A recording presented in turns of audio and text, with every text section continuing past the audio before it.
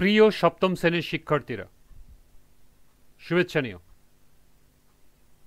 আজকে আমি তোমাদের 2025 সালের বাংলাদেশ ও বিশ্ব পরিচয় বিষয়ের নতুন বই থেকে সপ্তম অধ্যায় বাংলাদেশের জনসংখ্যা পরিচিতি এই অধ্যায়ের বিভিন্ন কাজ সমাধান করে দেব।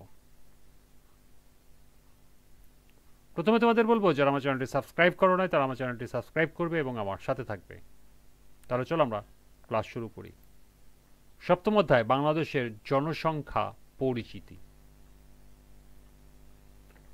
পার্ট 1।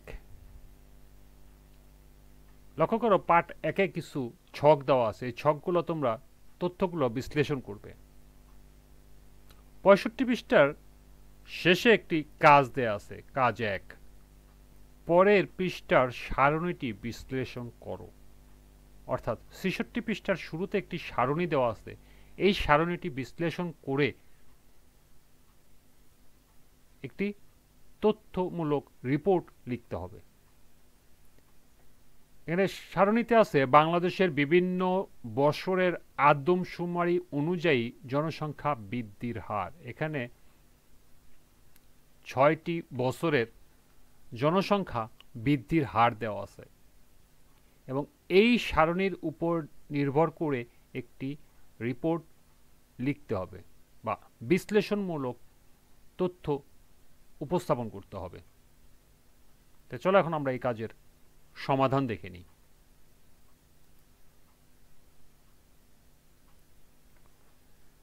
সারণীতে বাংলাদেশের বিভিন্ন বছরের আদমশুমারির তথ্য অনুযায়ী জনসংখ্যা বৃদ্ধির হার তুলে ধরা হয়েছে। সারণীটি নিম্নে বিশ্লেষণ করা হলো। 1. 1974 থেকে 2022 সালের মধ্যে জনসংখ্যা বৃদ্ধির হার ধারাবাহিকভাবে কমেছে। 2. 1974 সালে জনসংখ্যা বৃদ্ধির হার ছিল সর্বোচ্চ 2.48%। 3. 2022 সালে জনসংখ্যা বৃদ্ধির হার কমে দাঁড়িয়েছে 1.22%। 1974 থেকে 1981 সাল পর্যন্ত 7 বছরের ব্যবধানে বৃদ্ধির হার কমেছে 0.13%। 1981 থেকে 1991 সালে 10 বছরে আবার 0.18% কমেছে। 1991 থেকে 2001 সালে 10 বছরে কমেছে 0.59%। 2001 থেকে 2011 সালে 10 বছরে কমেছে 0.24%। 8. 2011 থেকে 2022 সালে 11 বছরে কমেছে 0.12%।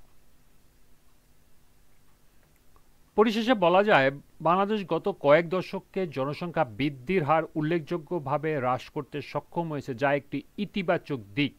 এই ধারা বজায় রাখতে হলে সরকার ও জনগণের সম্মিলিত প্রচেষ্টা প্রয়োজন। জনসংখ্যা নিয়ন্ত্রণের মাধ্যমে একটি টেকসই ও উন্নত বাংলাদেশ গড়ে তোলা সম্ভব। এই ছিল এই কাজের সমাধান। আজকের ক্লাসটি এ পর্যন্তই। পরবর্তী ক্লাসে পার্ট 2-এর কাজ সমাধান করে দেব। সবাইকে আবারও বলছি, যারা আমার চ্যানেলটি সাবস্ক্রাইব করো নাই তারা আমার চ্যানেলটি সাবস্ক্রাইব করবে এবং আমার সাথে থাকবে। সবাইকে পরবর্তী ক্লাস দেখার আমন্ত্রণ জানিয়ে আজকের মতো আমি এখানেই বিদায় নিচ্ছি।